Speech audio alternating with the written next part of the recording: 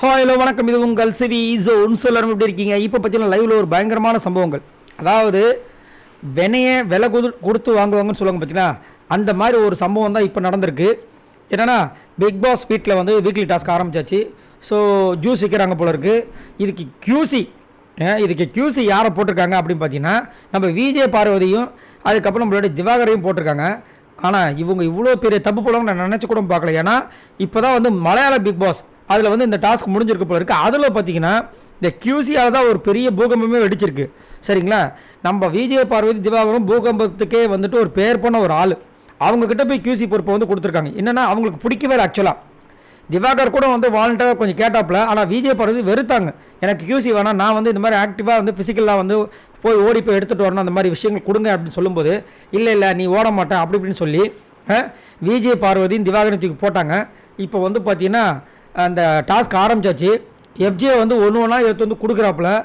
திவாகர் வந்து சம்பவம் மேலே சம்பவம் பண்ணுறாரு. எப்பா போதும், இப்போ பேசுகிறதுல போதும், எங்களுக்கு நிறைய வேலை இருக்குது. கியூசி பார்க்குறதா உங்களை பார்க்குறதா? இல்லை சார், என்ன சொல்ல வரேன், போப்பா கம்முன்னு அப்படி. ஏன்னா கியூசி கிட்ட அவ்வளோ மரியாதை இருந்து ஆகணும். இல்லை அப்படின்னா அவங்க மார்க் கம்மி பண்ணிட்டாங்கன்னா அவங்க காலி, அந்த டீமே காலி. ஸோ அதனால் வந்துட்டு அவங்க இஷ்டத்துக்கு வந்துட்டு நம்ம திவாகர் கலாய்க்கிறத பார்க்கும்போது சூப்பராக இருக்குது. ஆனால் விஜய் பார்வதி கம்முக்கமாக இருக்காங்க. எப்பயுமே விஜய் பார்வதி பற்றி உங்களுக்கே தெரியும். நேற்று வந்துட்டு இந்த சூப்பர் டெலிக்ஸ் ஃபேமிலியிலேருந்து பிக் பாஸ் ஃபேமிலி வரும்போது எப்படி இருந்தாங்க.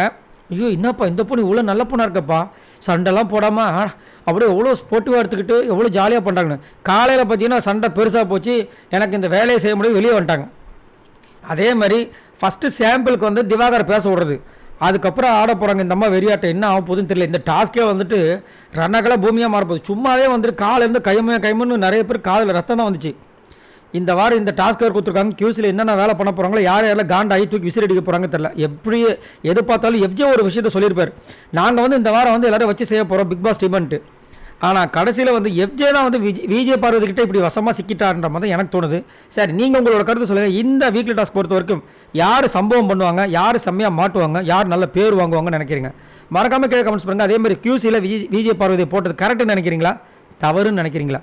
மறக்காமல் இந்த வீடியோவுக்கு நீங்கள் லைக் பண்ணுங்கன்னு நினைக்கிறேன். மறக்காமல் சப்போர்ட் பண்ணுங்கள். பாய் நண்பர்களே.